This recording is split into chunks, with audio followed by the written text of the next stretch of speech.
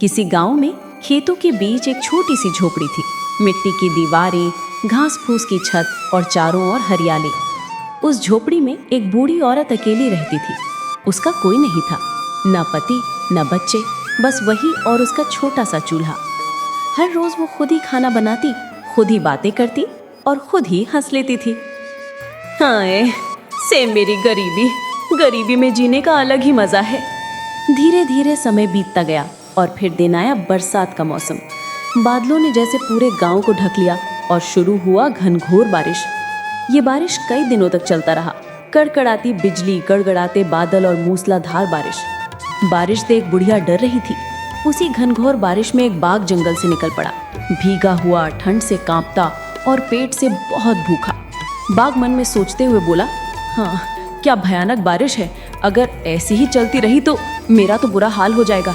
चलो कहीं छुपने की जगह ढूंढता हूँ, और अगर कुछ खाने को भी मिल जाए तो वाह, दो काम एक साथ, मजा आ जाएगा। वो बाघ गांव की ओर बढ़ा। रास्ते में उसने देखा खेतों के बीच एक झोपड़ी जिससे धुआं उठ रहा था। बाघ खुश होकर बोला, ओहो, वहाँ तो कोई खाना पका रहा है। लगता है आज किस्मत मुझ पर मेहरबान है। पहले पेट भरूंगा, फिर आराम से सो जाऊंगा। बाघ धीरे धीरे दबे पांव झोपड़ी के पास पहुंचा। वाह, लगता है यहाँ कोई है, और खुशबू भी तो कमाल की है। उसने झोपड़ी के अंदर झांका। वहाँ बूढ़ी औरत चूल्हे पर खाना पका रही थी। झोपड़ी की छत से जगह जगह से पानी टपक रहा था। ये छत भी ना, और बूढ़ी किसी तरह अपने बर्तनों को इधर उधर कर रही थी ताकि खाना पानी से भीग न जाए। बुढ़िया थकी आवाज में बोली, अरे बाप रे, ये टपका फिर शुरू हो गया। हर साल छत ठीक करवाती हूँ, फिर भी ये टपका पीछा नहीं छोड़ता। मुझे तो बाघ से भी डर नहीं लगता, पर इस टपका से जान सूख जाती है। बाघ ने जब ये सुना तो उसके कान खड़े हो गए।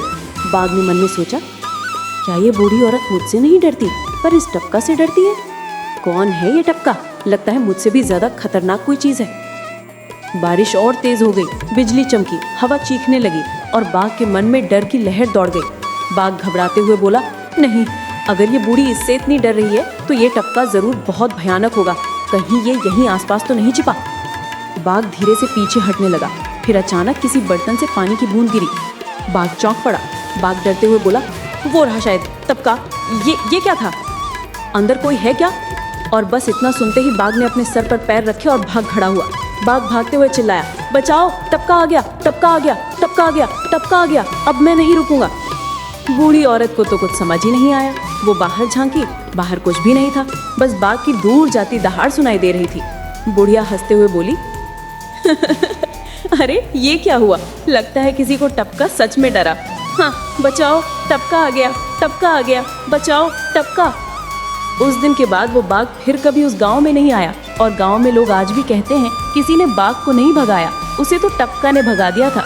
इस कहानी से हमें ये सीख मिलती है कि कभी कभी डर असली नहीं होता, हम खुद ही अपने मन में उसे बड़ा बना लेते हैं। इसलिए हमेशा सच को समझो, क्योंकि टपका जैसा डर बस हमारे मन का भ्रम भी हो सकता है। अब अगर ये कहानी आपको पसंद आई तो इस वीडियो को लाइक करके चैनल को सब्सक्राइब जरूर करो। हम ऐसी ही कहानी आपके लिए लाते रहते हैं। अब मिलते हैं किसी और मजेदार कहानी के साथ।